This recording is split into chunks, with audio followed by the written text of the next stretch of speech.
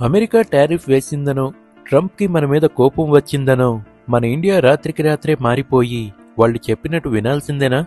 America అన్ని దేశాలకు మళ్ళే మన ఇండియాను కూడా కంట్రోల్ చేయగలను అని అనుకోవడానికి కారణమేంటి?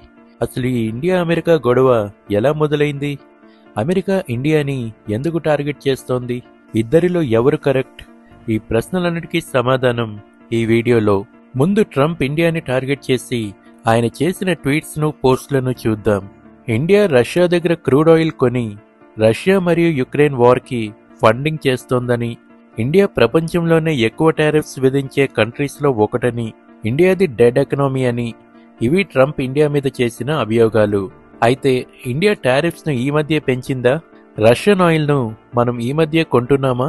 ఇండియా ఈ రెండింటిని ఎప్పటినుంచో చేస్తుంటే ట్రంప్ మాత్రం రీసెంట్ గానే ఇండియాని ఎందుకు టార్గెట్ చేస్తున్నారు? మోదీ నా ఫ్రెండ్ అని చెప్పుకు తిరుగుతూ ఇండియా మీద టారిఫ్ యుద్ధానికి ట్రంప్ ఎందుకు దిగారు? ఈ ప్రశ్నలన్నిటికీ సమాధానం ఆపరేషన్ సింధూర్. వినటానికి మీకు వింతగా అనిపించినా ఇదే కరెక్ట్. సరిగ్గా అప్పట్నుంచే ట్రంప్ ఇండియాని టార్గెట్ చేయడం మొదలుపెట్టారు. మొదట తానే సీజ్ ఫైర్ చేశాను అనే వాదనతో మొదలుపెట్టి ఆ తరువాత పాకిస్తాన్ని పొగుడుతూ దగ్గర చేసుకుంటూ ఇండియాని దూరం పెట్టారు ట్రంప్.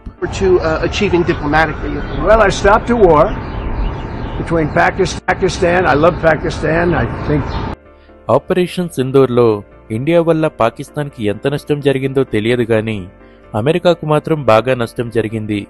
ఆపరేషన్ సింధూర్లో పాకిస్తాన్ అమెరికా దగ్గర కొన్న వెపన్స్ ని యూజ్ చేయగా మన ఇండియా రష్యా దగ్గర కొన్న వెపన్స్ ని మరియు మేడ్ ఇన్ ఇండియా వెపన్స్ ని యూజ్ చేసింది. ఇక్కడే అమెరికాకి అసలు ప్రాబ్లం మొదలైంది. ఆపరేషన్ సింధూర్లో ఎవరు ఊహించని విధంగా ఇండియా పాకిస్తాన్ని ఒక రేంజ్లో అటాక్ చేయడం జరిగింది. యుద్ధం చేయలేక పాకిస్తాన్ ఆర్మీ ఇండియన్ ఆర్మీకి సీజ్ ఫైర్ సంకేతాన్ని పంపి చివరికి ఆ యుద్ధం నుంచి ఎలాగో తప్పించుకుంది. ప్రపంచంలోనే అతిపెద్ద ఆర్మ్స్ బిజినెస్ ఉన్న అమెరికా పాకిస్తాన్ ఓటమిని అంగీకరించలేక నేనే సీజ్ ఫైర్ చేశా అని ట్రంప్ ప్రపంచ దేశాలని మ్యానిపులేట్ చేసే స్థాయికి వచ్చింది. అమెరికా వెపన్స్ యూజ్ చేసిన పాకిస్తాన్ ఓడిపోయింది.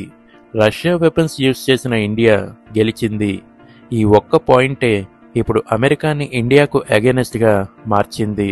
ఇండియాను ఎలా అయినా దెబ్బతీయాలనే ప్లాన్తోనే ట్రంప్ ఇండియాను టార్గెట్ చేసి రష్యా నుంచి మనం ఆయిల్ కొంటున్నామనే నెపంతో మన మీద టారిఫ్స్ వేసి ఇండియా రష్యాని విడదీసే ప్రయత్నంలో ఉన్నారు ట్రంప్.